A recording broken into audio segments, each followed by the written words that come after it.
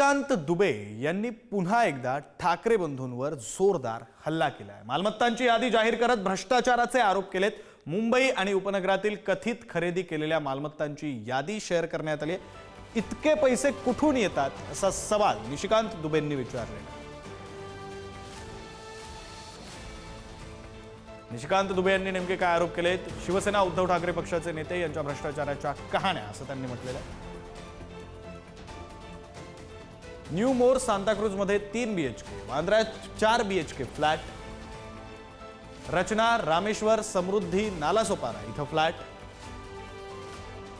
air India colony मध्ये flat, Kajupada Borivali इथं व्यावसायिक दुकान,